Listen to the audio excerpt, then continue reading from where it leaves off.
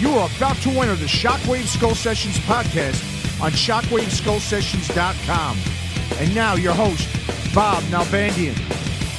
Shockwave Skull Sessions podcast episode number 76. Got a great conversation here with former CREEM managing editor Robert Duncan. He has a brand new book out called Loudmouth, actually coming out October 6th.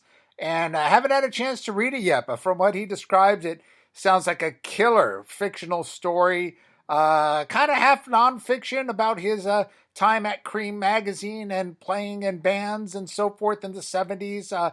Great conversation. As you know, CREEM just released a documentary out today, so check that out as well. CREEM, America's #1 rock and roll magazine, I believe it's called, on Amazon Prime. And Robert Duncan is joined by my fellow producer for the brand new Inside Metal movie, Bay Area Godfathers, also coming out October 6th, by the way.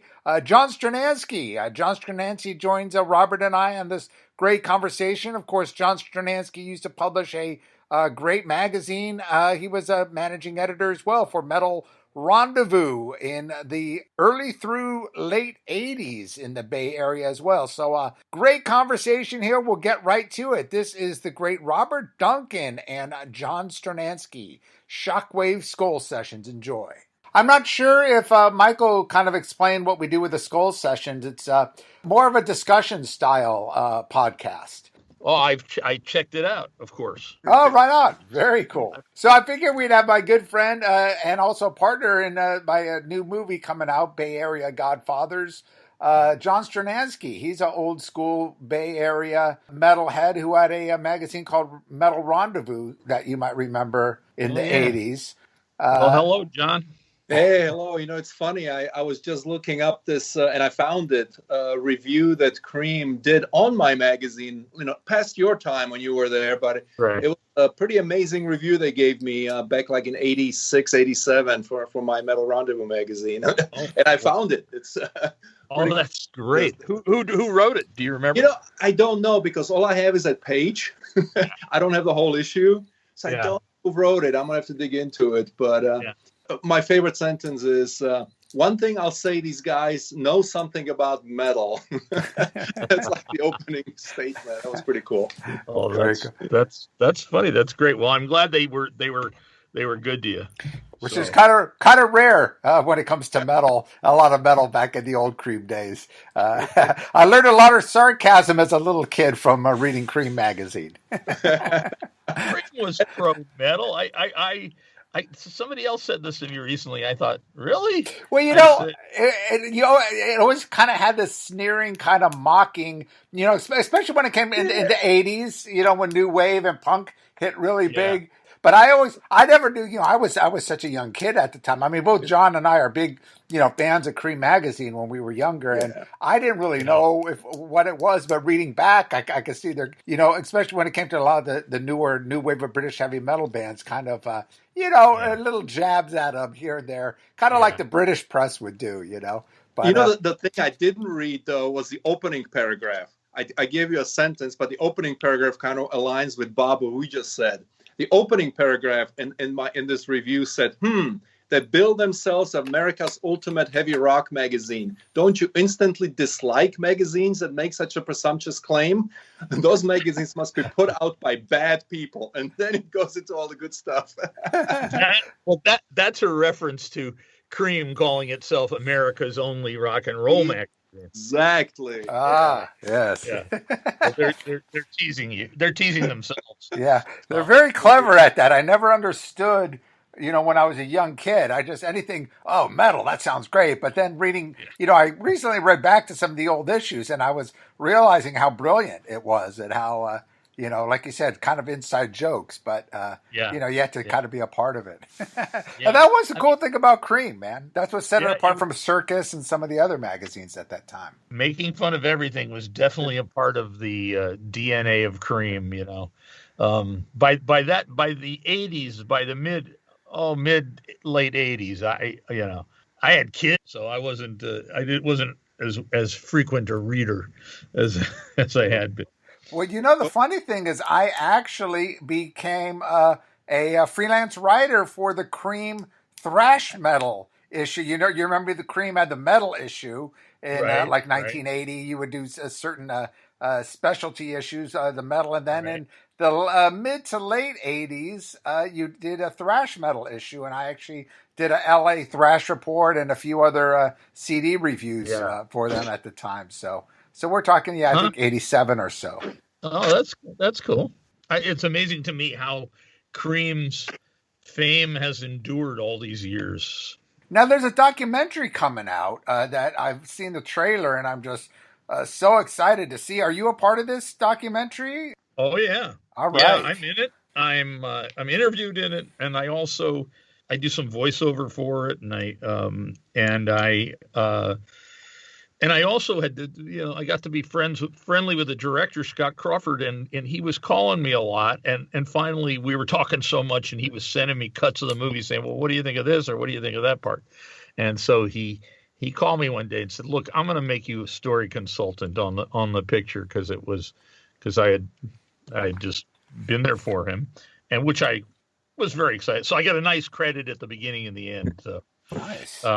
Yeah, it's really good. It's out on streaming everywhere today. Oh, wow. Oh, okay. Perfect timing. That is great. Well, you can get it on Amazon today. I know that for sure. I'm going to watch it tonight. What's the full title of it again, so people know? Called CREEM. It's just called CREEM: America's Only Rock and Roll Magazine. All right. They changed. They had when it premiered at South by Southwest, it was called Boy Howdy, the CREEM Magazine story. But that, the distributor said, oh, come on, give us something that's completely straightforward. So it's CREEM, America's Only Rock and Roll Magazine. And it's been in virtual quote unquote theaters for the last a couple of weeks, but now it's out there everywhere. As of today. I'll check it out by tonight. The way, while you guys were talking, I did find the full issue that gave me that review. It was written by Art Roberts. I don't know that name. In like 1986. But which is kind of cool because I moved here in the mid-70s from Europe, and over in Europe I was a big Bravo reader. Not sure if you know that magazine, more teeny bopper oriented, but I was 14. Yeah. German magazine. I really needed some. I was already a huge music fan, and I think CREEM and Circus at the time were the only ones that I really got into. Rolling Stone was a little too political for me, too Bob Dylan-ish for me. Yeah. But CREEM and Circus were the ones that really focused on rock, the stuff I liked. So you guys really helped me grow up, and then ultimately start my own magazine with Metal Rendezvous. So that was really cool. I can't wait to see the documentary that you were just talking about. It's really good. It's really good, and it's fun, and the the lineup of people that are talking about CREEM and that were influenced by CREEM. There's guys from the Chili Peppers, from Metallica, the actor Jeff Daniels, from Dumb and Dumber, and all sorts of stuff. Oh, Alice Cooper is in there. Nice. It's really. So it has really, and those guys, what's his name from Metallica? He's so damn funny, and so is Chad Smith from the Chili Peppers. It's Michael Stipe, and it's really, it's got everything. It's really great. Wow. And I was very happy that somebody was doing this movie, and after I saw what Scott Crawford was doing, I was doubly happy. Or triply happy. And Scott, the director, did that movie Salad Days a few years ago, which is about the DC hardcore scene. I saw that listed. I was going to check that out, actually. Funny you mentioned that. I have no interest in the DC hardcore scene. I mean, I live out here in California. I used to live in New York. But, man, it's a really, really good movie, too. Wow. So the guy's really got talent, and he brought it all to the CREEM thing, and I think I guarantee you'll like it. Money back guarantee. All right. I'm looking forward to it, man.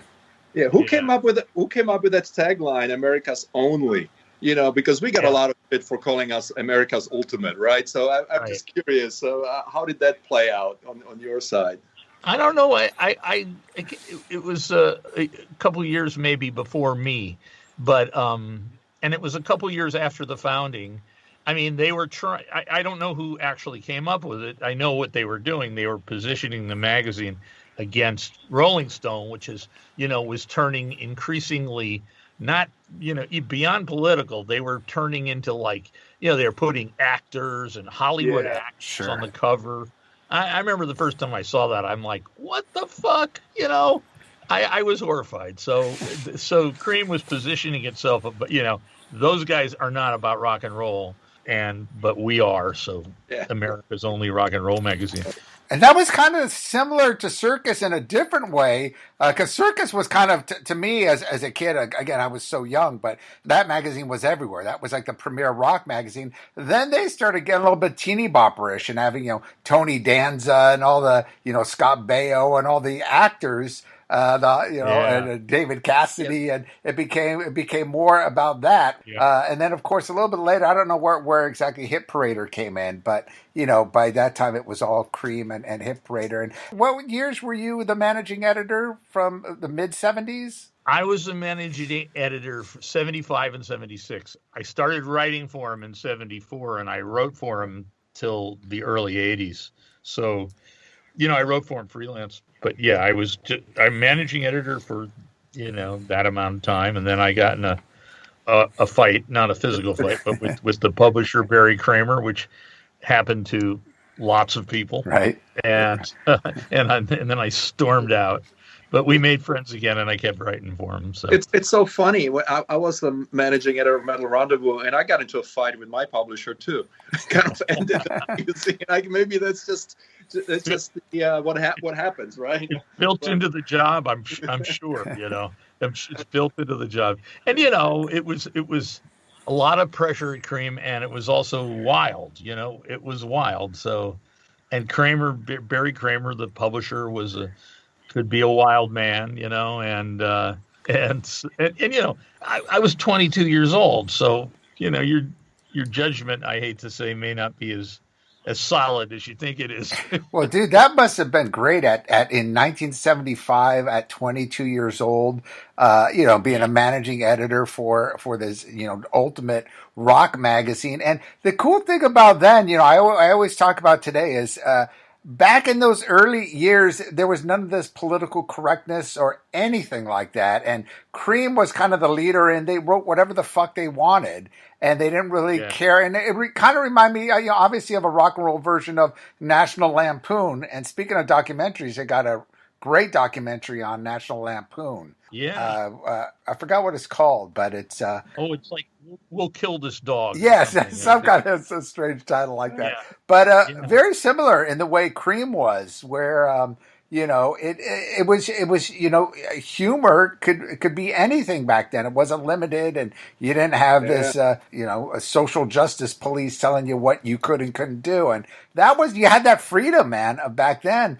Talk a little bit about the mid 70s and how, and obviously you must have pissed off a lot of artists too, and some of the wordings that you use. And talk a little bit about some of those stories from the mid 70s when you were managing editor. Well, you'll see in the documentary, talking about pissing off people, the incident is covered in the documentary. Joan Jett is in the documentary too, and she talks about when one of the writers, a writer, he was a freelance writer, but he was really good, but he totally trashed the first it was a Runaways album, right? The first Runaways album with Joan Jett, and just trashed it and said, I think his lead line was, these bitches can't play.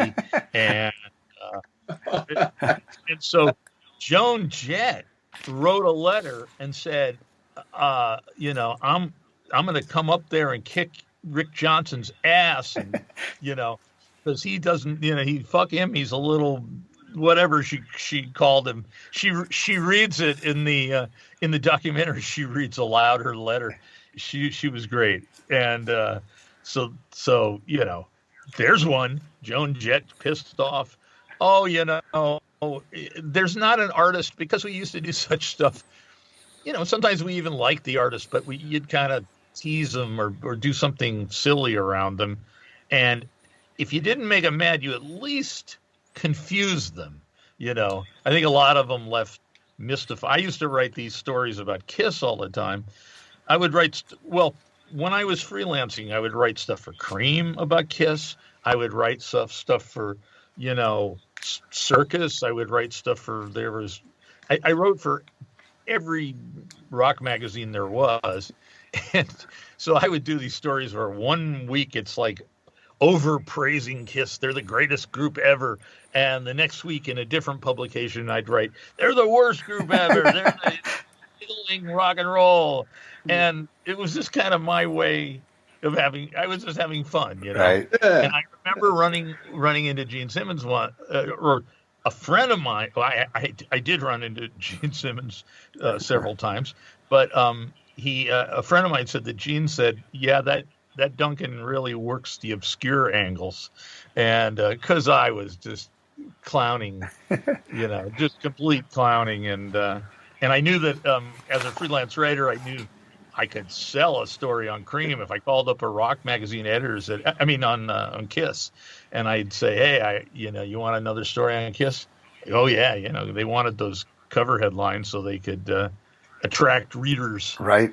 That made your writing interesting. If you write the same shit over and over again, at some point, they're not going to take you seriously. I think your approach almost worked to your advantage of being taken more seriously, even though you had these double-sided stories to tell that you made. I don't know if anybody took me more seriously. I was like, it was often so over the top. That was, I thought, part of the fun. But they read them, and then they would, people on either side of the issue would just, burn up the mailbox sending letters, and this guy's the biggest asshole ever, or this guy's the greatest ever. It makes you laugh, though. I once did a review for a band. I'm going to leave them unnamed, but I just cut them to shreds, and I actually got a letter from the management that I'll never be welcome at any of their shows. Well, that's that management was stupid. Yeah. Speaking of which, and we are going to get to your book Loudmouth, but just a little more about. You mentioned not only Cream, but you wrote for Circus and also Rolling Stone and Life magazine. Now back then, some of these magazines were so. It's obviously so different, and different publishers had a lot of different rules back then. Were there certain rules, obviously, like with Cream, you could kind of do what you want, but with Rolling Stone, it seems particularly with Rolling Stone, they have this certain way that all the writers have to write, and I would assume same with Life. You didn't really have that kind of freedom. Was it? Talk a little bit about that difference there. Yeah, they're not a bit of, I wrote one thing for Life. I wrote a story. It was about, the road that there's a song, Route 66, an old song, great song. Stones did a cover of it early on, but Get Your Kicks on Route 66. And so, but they were closing down the last section of Route 66. And I got a freelance gig to write this story. They had a bunch of pictures, and I wrote this story, and I tried to make it a little bit poetic. It was kind of interesting, and they went along to a certain degree. I knew that I'm not going to be cussing and being outrageous in Life magazine, so it was really hard. It really was a straitjacket on you at a place like that, and it turned out. I didn't understand it at the time. They had me up there at their office working, and it turned out that was an audition for a writer's gig. Secretly it was an audition for a writer's gig, and I didn't get it. So I guess I didn't stay inside the straitjacket enough. And for people that don't know, Life was the big magazine back in the 70s and early 80s. It was like People magazine, I guess. For most of the 20th century, it was kind of it was Time, which was a more print copy oriented magazine, and then there was News. Then there was Life. They both the same organization. Sure, right. And Life was kind of picture oriented, and it was when I was a kid, when the San Francisco scene hit, and there was all this Summer of Love and all that stuff in San Francisco, all those San Francisco bands, and the Jefferson Airplane and Big Brother and the Holding Company and the Grateful Dead, all that stuff came out. I learned about it in Life magazine because they would go do picture spreads. They weren't necessarily approving of all the sex, drugs, and rock and roll that was going on in San Francisco at the time, but they do these big picture spreads of these freaky kids. And so I'd see these guys with, hair down to their asses, and I thought, oh yeah, that's what I want to do. So this really straight-laced, American magazine really turned a lot of people on to, outrageous stuff, outrageous behavior. And so I would read it and look at all these pictures. I was fascinated. So anyways, that was a huge thing. But Rolling Stone, didn't, Rolling Stone was less restrained and restricted than something like Life. But Rolling Stone, beyond their policy of putting movie stars on the cover at some point, when they kind of seemed to sell out. But the big experience I had there, I had read it from the beginning. It was really the first. Hit Parader was always kind of a teeny bopper magazine. Hit Parader was around forever, since the 50s. Oh, wow. Teeny bopper magazine. And so when you were a kid, as rock matured, you really needed something like Rolling Stone that took the music more seriously on a more adult level. Now that can cut both ways. You can get too adult about it. It's supposed to be a wacky, crazy, loud, nutty, music and scene. But anyway, so Rolling Stone was really important, and then it kind of, sold out. But Yeah. one of the I did a bunch of record reviews. Dave Marsh, who was the original editor of Creem, went there and became the editor of their record review section. So after I was freelance, he gave me some assignments, and one of the assignments he gave me was when those 4 Kiss solo albums came out. Right. And he wanted me to review all of them together, which, of course, I said yes, and it was going to be a big deal. I was going to get a nice big byline in Rolling Stone, which was, even if it was a lot squarer than Creem, it was still, you could impress your friends with it. And so I reviewed these things. I don't really remember all that I said. I found the reviews floating around somewhere on the internet. And Dave Marsh and I edited it together, and it was all approved. And then Dave called me up and said, "Oh, Jan Wenner, the publisher, just killed it." And I said, "Why'd he kill it?" And so I was crestfallen, and he killed it. He said, "Well, he thought the writing was juvenile or immature or whatever he said." And because I had approached it kind of as a Creem writer, I was writing Creem style in Rolling Stone. I dialed it back a little bit, as I recall. And so apparently Wenner didn't like that. Now I found out later that Wenner hated Kiss. Right. So it was like, no way I'm giving that much real estate to these fuckers. That's what I hated about Rolling Stone. It was like so opinionated. And that's what I hate about the Rock and Roll Hall of Fame. Not to steer the topic, but Jan Wenner, just kind of, it's all about him, what he likes and doesn't like. Exactly. But anyway, that's what, that's what I loved about Creem and all the other magazines. But I'm sorry, go ahead. What you were saying? Well, I was just going to say, you didn't have those issues in Creem. I can't. Once in a blue moon, the publisher would say, "Hey, you can't say this." And generally, when he said you can't say this, it was something truly offensive. Like beyond offensive. Right. And, half the time you'd be able to talk them out of it or tell them, "Oh, fuck off," and so there were very few restrictions in Creem. I don't remember any, which kind of ruins you. In the office, we'd stay out all night and party and come in at least the editorial department. There was a business department that came in at 9, but we'd come in at 2 in the afternoon and work till midnight and then go out and raise hell. And, so when I'm 22 and I go back to New York, and eventually I got married and I had kids and I had to look for a real job.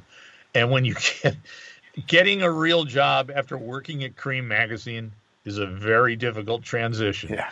It was like, oh shit, jobs suck.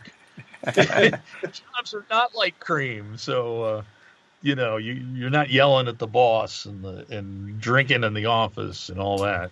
So that was a transition I had to make. Well, that was a cool thing about the music business back then, whether it be working for a magazine or, I worked for a couple labels in the early 90s, but, I remember in the 80s, some of the labels, and it was a big party, especially for, the publicists and the A&R people. And, of course, like you said, you do have your business people that are there, but, was managing. The marketing people were all partying. Yeah. Exactly. And, you don't have that anymore, unfortunately.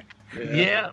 Well, is there a record business anymore? I guess there is, but it all takes place, I guess, up at the corporate level. Yep. It's all like, making deals for Beyonce. It's like, Beyonce is a corporation, and Sony is another corporation. The artists are corporations, the ones that at least get out there today. I mean, it's quite distressing that artists that it's hard for artists lower than Beyonce to make any money.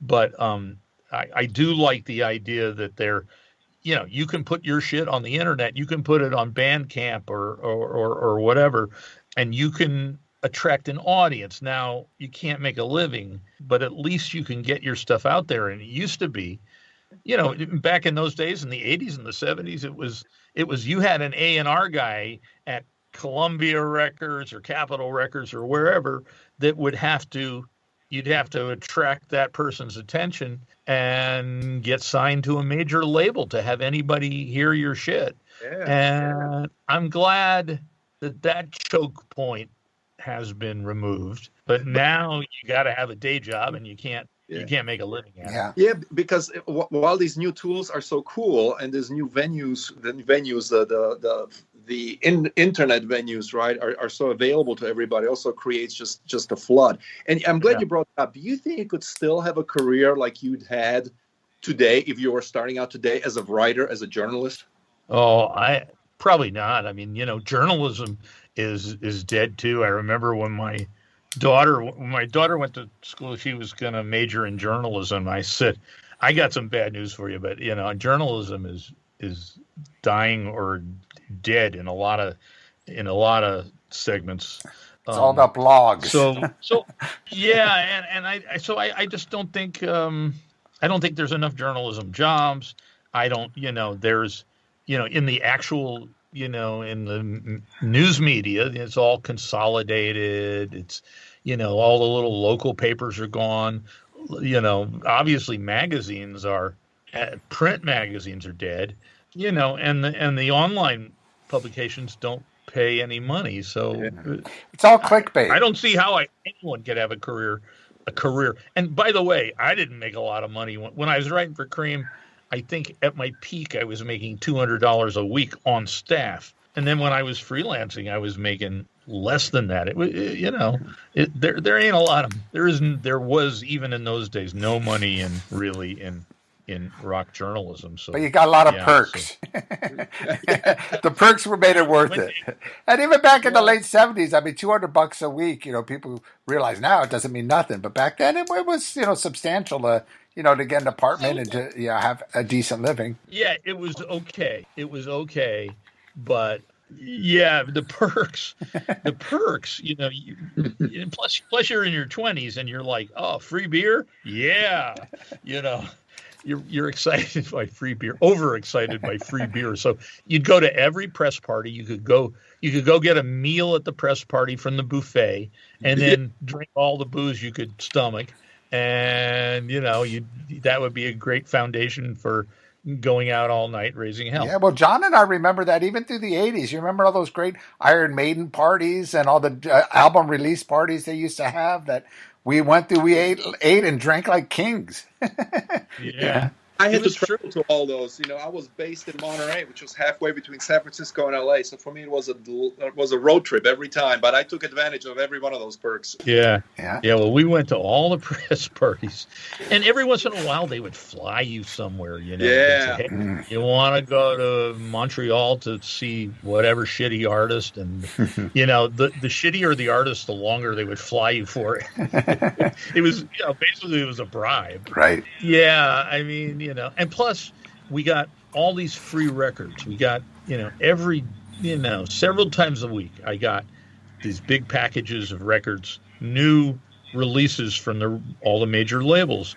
And if you got on that list, and then you're not supposed to sell them. There's a big stamp. Yeah, I remember that. Like they used to have on promotional use only. Yes. Right, and FBI warning. Right. It was like that the old thing on the VHS videos. But so you would get all these things, and you would pick out a few that maybe you wanted, and then there was a guy who would come twice a month to our apartment. This is when I was living in New York, and I lived next door to Lester Bangs, and this guy would come up and buy our records for $1 a piece. And if you had some kind of special, like colored vinyl, it would be $2. So that's really how we lived. We couldn't have lived without this illegal record buyer who then went on to sell them. So and trust me, the didn't change that much, except it was CDs. You got all the promo CDs, and there was a whole bunch I dumped in a very similar way. Right. Yeah. Every week I had to deal with this guy, and he was a real snarky guy. In my book, I have in Loudmouth, I have a character like him. Well, that's a good to say this is a great segue to get into your book, Loudmouth. Now, you were just mentioning about the character. I kind of was in the impression it was an autobiography about you, but there's actually a character, Thomas Ransom. So Right. This is fictional or kind of half and half, or how would you describe this book? I would say that this is a fictionalized memoir. How's that? All right. So it's it's very close to, as a lot of novels are. It's very close to my experience, but I wanted to leave out all the boring parts, and there was some point I was writing, and I moved a lot when I was younger, and I'm thinking, and I was trying to write all this down. It was at this point I thought it was just a straight memoir, and I thought, this is so boring. Nobody wants to read about me moving here and there, and it's confusing. So maybe that was when I started thinking, well, I'm just going to make this a novel. I don't want to have to worry about facts. I don't want anybody call me up and saying, hey, that's not the way it really happened, because I'm trying to tell fun stories. Like when you tell a story in a bar, are you really telling the true story, or are you amping it up a little bit and, cutting it this way and that? So it's like a 228 page bar story.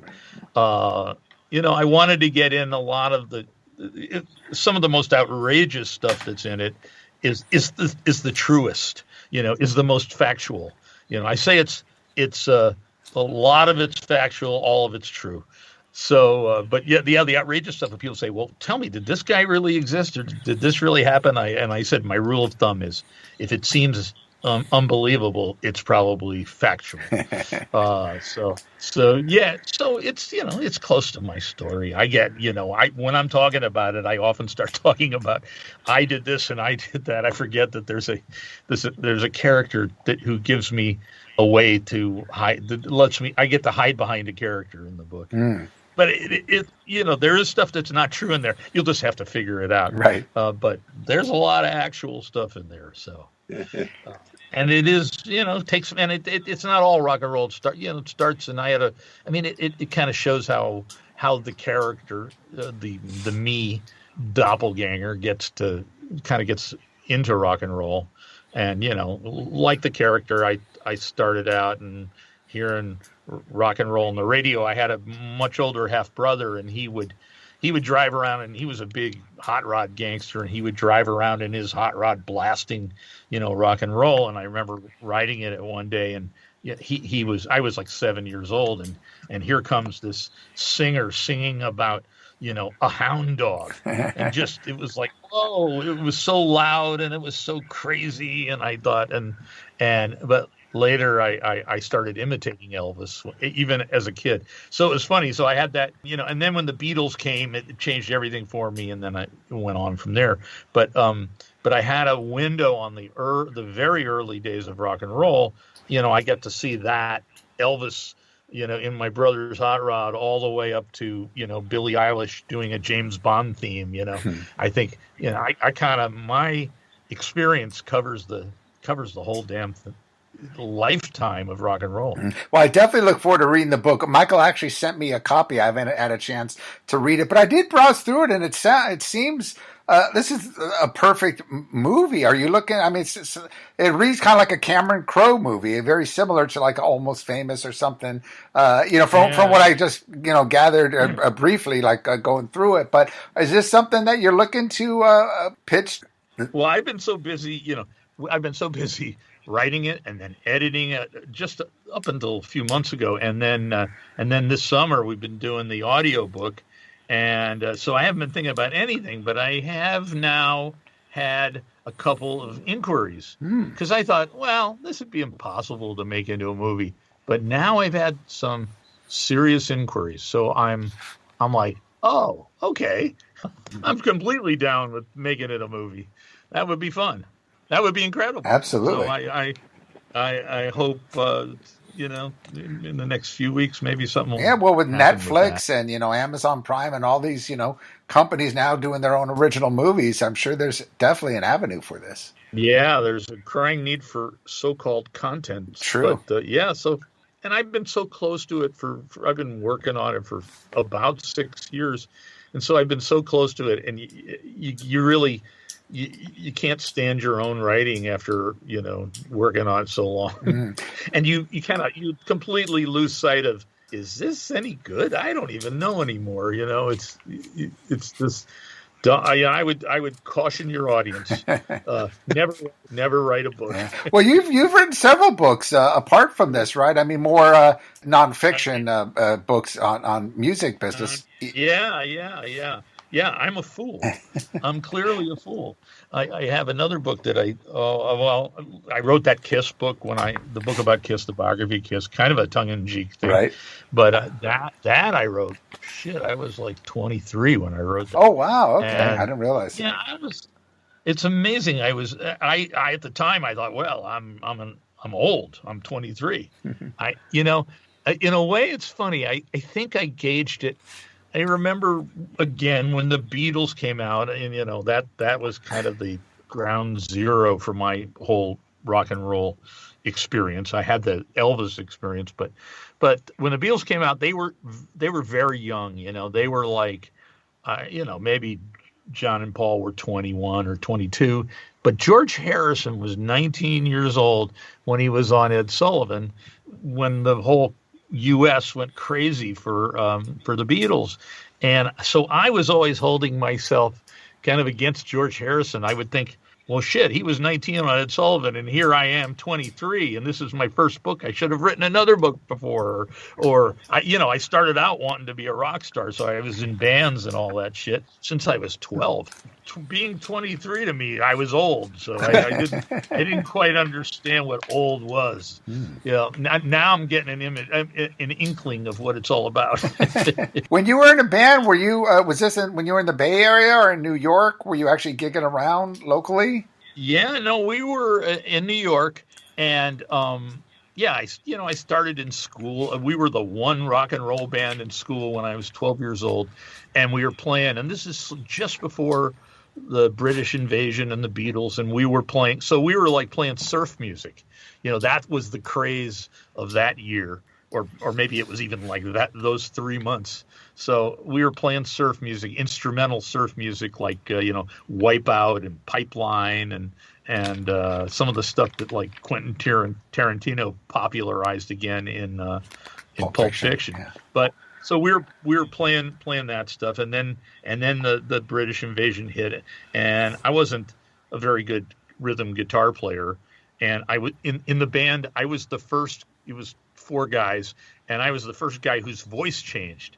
And so they all said, we need a singer, and you got to be the singer, because we can't be like little sopranos singing there. We need a guy with a man's voice. So that's how I got to be a singer. My voice changed before the other band members.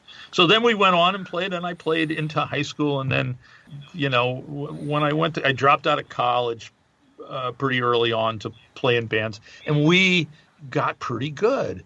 And I mean, this is obviously the personnel changed. That was part of the problem. My frustration with bands is just when you get good, it's like in Spinal Tap, the drummer explodes, right? Or it's just always some bullshit.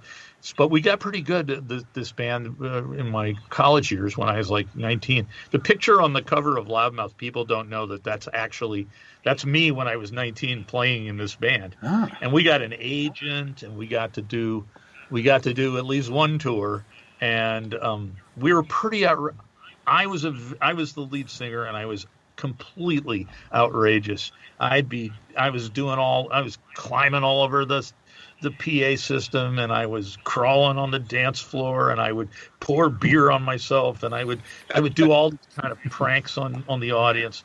And what year was this? This is like 72. Oh, okay, early 70s. Wow, that's pretty groundbreaking. It was like Iggy Pop style, huh? yeah. And I didn't know it. This is just who I was. I was, and I'm still a little bit that way. I'm kind of like got a lot of energy. Right. So I was expending my energy on that stage. And when punk started to happen, I remember the band had broken up, and one of the old guitar players called me up and said, "Hey, look what you started." And I thought, yeah, okay, because it was really, and it's also when punk came out, when punk started happening, by this time I'm back in New York, and I used to go down there to CBGB's, and I was looking for more of the stuff that I was doing, which was more like the Sex Pistols and just outrageous stuff, and rather than the brainy kind of new wavy stuff that was going on. I thought, hey, where's the crawling on the floor, the Iggy Pop type stuff? Right. So at first I was kind of disappointed by punk for that reason.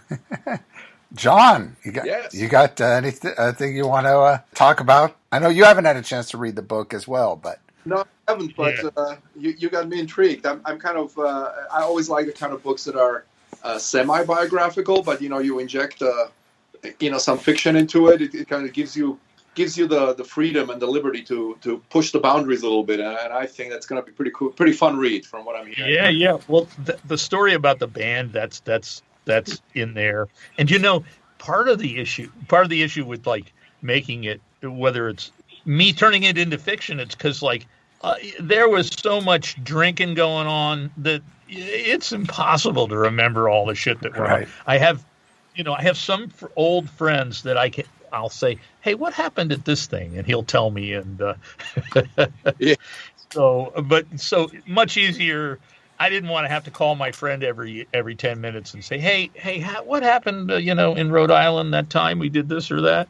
So I thought, well, I'll just kind of make up roughly what happened, and we played a really big gig in the state of Rhode Island. And this is a big kind of linchpin in the novel, Loudmouth, where I was just completely unhinged and going crazy. But the band was really good, and and there was the audience more or less liked it. But lots of bars were owned by gangsters, and the big fat gangster who ran the bar is like, okay, he said to our keyboard player, he said, you guys are okay, but you got to get rid of that singer. And that was right after we'd gotten this agent, and suddenly the agent didn't have any more gigs. So eventually I decided, at the old age of 21, okay, I got to do something that doesn't require band members, that I can do all on my own. And that's when I thought, well, I'm a good writer, and I'll try to write about something I know. And the only thing I really knew, and I didn't know it as well as I thought, was music. So that's how I became a writer. Well, I love movies and books, that cover that scene, especially about the club days and the club days in the 70s and 80s, because those days are gone, not just because of the whole COVID thing, but even prior to that. The club scene has been dying. The live music has been dying. And for me to watch, old movies, even Dazed and Confused and those kind of movies, you don't see that kind of stuff anymore. I mean, you could watch old documentaries and, I do the documentary series Inside Metal and even the punk documentaries like, I grew up in Orange County, and I remember the old Cuckoo's Nest. They got a great one, Clockwork Orange County, and, of course, American Hardcore. And even though I wasn't that into the punk scene, it really brings you back. And it's a time where, this stuff doesn't exist anymore. Like you said, back then, really anything went when it came to punk and metal and the clubs, and a lot of the bands, I don't know if you made money back then, but, you talk about how back, today there's so many more opportunities. But as far as the live shows, at the Starwood and so many clubs in LA, you had bands that were unsigned, Quiet Riot with Randy Rhoads and, Snow and Smile, all these bands that during when Van Halen were playing the clubs, they were saying they were making tons of money. Headlining Friday, Saturday, yesterday and today, before they got signed. Twisted Sister in New York were, huge before they got signed. So these bands were actually making money playing clubs back then, which is kind of unheard of now, doing original music. Amazing. Yeah. Robert, you mentioned it. It's now you have these corporations being handled by other corporations. Back then, the kids nowadays, when they want to hear new music, they go on YouTube and that's it. Yeah. And you had to go into the parking lots. You had to go to the gigs. You had to talk to your buddies and go over to their house and listen to their record and tape it illegally, right, or whatever. Right. Today it's just not possible anymore. And yeah, I know I'm nostalgic and I'm 60 years old now, so I miss that kind of stuff. But people call it old fart or whatever. But there was something to it back where you were able to build a scene, build an environment, and really create these rock and roll heroes that just it won't happen anymore. Well, maybe that's going to be one of the unintentional consequences of COVID is that kind of, tribal thing where you get together with your friends and you have certain bands that you love and putting on like bootleg shows, wherever. Maybe that'll come back. I mean, I got to think that, people are going to want to socialize and seeing, some of these virtual shows online, it's kind of fun to see an artist from their home, that's kind of cool, but it ain't, it ain't raising hell at your local bar. Right. I live in this town like 20 miles outside San Francisco, and it's always been famous for having lots of bars during Prohibition days, which is before my day, dear listeners.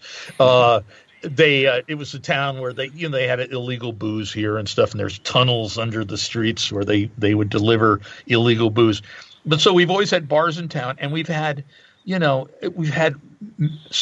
a town of 7,500 people, we have 4 or 5 venues that have music 7 days a week, 365. I mean, and that's and of course all the bands aren't good, and sometimes, touring bands will come through and they play these clubs that are fit like, 200, 300 people. And it's really fantastic. I can walk to it and I can stagger home, but this is a tragedy. The biggest two have just died because of the damn plague. So it's like, oh shit, it's really, I feel like it's going to kill our town. It really sucks. Huge part of our town. We had venues even long after other places didn't, but we ain't going to have them anymore. Yeah, unfortunate, man. A lot of places I've heard are closing down, so I'm wondering if the Sunset Strip clubs, the Whiskey Roxy, I heard they reopened the Rainbow and they're open up in the parking lot having meals there, but who knows how long? I mean, that's prime real estate for it's crazy. There are sometimes like Austin, Texas has a lot of clubs, know, and that's the fun of going to Austin, Texas. Walk on Fifth Street and go to all those clubs, and I know what's going to happen to that. So there are some towns, that where they have maintained a live scene, in New Orleans, I guess. Sure. Yeah, we're in uncharted territory. Yes, indeed. Now. Going back to Cream, there's something I always wondered that always I never quite understood the whole. There was Crawdaddy, and then of course Boy Howdy. Was that just kind of a inside joke, the Boy Howdy, or was it an actual? Crawdaddy was a different magazine, and Crawdaddy wasn't that through Cream or no? Or was it not? No, okay. I thought it was okay. I'm sorry. Completely different magazine in New York. No. Nobody knows the history of rock magazines. Nobody can be expected. But Crawdaddy was even before Rolling Stone. Okay. And they were doing they were about a year before Rolling Stone. And it's funny, my wife is a photographer and even did a little writing for Crawdaddy and took photographs for Crawdaddy back in the day. So she was in the very first kind of counterculture rock magazine. Wow. And so, Boy Howdy was the kind of the mascot, the illustrational mascot of CREEM Magazine, because obviously Cream, it sounds like milk and cream, right. Dairy product. And what's his name? The famous cartoonist, Robert Crumb. Robert Crumb. Yeah. So he came to the office one day. I wasn't there. This was early on, and somebody, I think he was kind of broke, and he needed money. I think to pay the dentist or something, or he needed to get a tooth extracted or something like that. And it was something that, and the publisher gave him, like, at that time, $50 could, I guess, get you your tooth extracted. And in return, he drew this bottle of cream, spraying a whole crowd. It kind of, gave it a sexual innuendo. Right. And the bottle of cream was exclaiming, "Boy Howdy," because that's like a kind of a Southern expression. Boy Howdy, I might, if I got on here and I was from the South, I might say, "Boy Howdy, John," or Bob. So the boy, so we called him Boy Howdy, the creature in the illustration, and he became the mascot and pretty much the logo. That's what's on all the T-shirts and right. all the merch. So that's the story. But Robert Crumb, that's pretty cool to have him. Oh yeah, He was the guy. He was. I guess there's people who don't know who Robert Crumb was, but he was one of the first and I would say the most famous of the underground cartoonists who did comics that were like dirty and funny and he also did the album cover for the first Janis Joplin's first Big Brother and the Holding Company album. And there's a great documentary. I don't know if it's still available, but I remember seeing it years ago on him. Really a weird documentary. Him and his brother and the family. It's great. Yeah, great story. Very interesting. Crumb, yeah, absolutely. Yeah. Right. His brother was mentally ill, and so he. Oh my God! Yes, the brother. Yeah, well, I think the brother passed away shortly after the movie too. He did. Yeah. He did. I remember. But interesting story. Crumb, great movie. After you watch the Cream documentary, everybody should watch Crumb. Yeah. And it's kind of in the same alphabetical.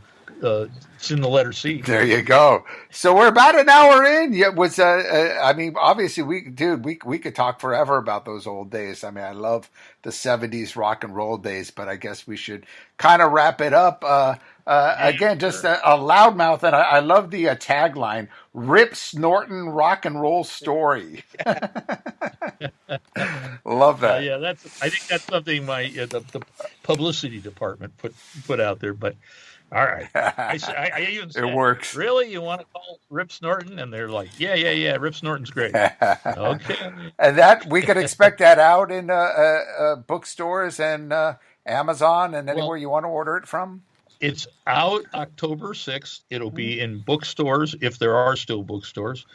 October 6th, and so about 5 weeks from now, and it'll be on all the online outlets, Amazon, but it's already on a lot of them, if not all of them. For pre-order. For pre-order. And you know what? if you're out there listening to this podcast, smoking pot and drinking or whatever you're doing, you're not going to remember. So just go right now and pre-order the damn thing before you forget. There you go. Right on. It's called Loudmouth. And you got to put Loudmouth by Robert Duncan, because I discovered there's a company that sells wacky clothing called Loudmouth, and it's like, damn it, So when you search Loudmouth, you get the wacky clothing. So you got to search Loudmouth by Robert Duncan. Alas, definitely check out the book. I will check it out. Check out the CREEM documentary, and anything else that we missed here, Robert. You want to add? No. The CREEM documentary is on Amazon Prime starting today. It's right now, so it's good. We'll check it out tonight. John. And a lot of overlap with my book. So all right. No, this has been awesome. It's been a lot of fun. I got some stuff to look forward to, a book and a documentary. So appreciate the time and the chat. Well, thank you so much, John, and thank you, Bob. And let's do it again. In 6 years, maybe I'll have another book. I'd love to. Maybe when this book becomes a movie, we could have you on again and get talk about the movie. That's true. It might happen. Keep pushing for it, man. I'm looking forward to reading it. All right. Well, thank you, guys. All right, guys. Bye-bye. Bye-bye. Thank you for listening to the Shockwave Skull Sessions podcast. Subscribe and listen to all episodes by going to our pages on iTunes, Spreaker, YouTube, Spotify, and more.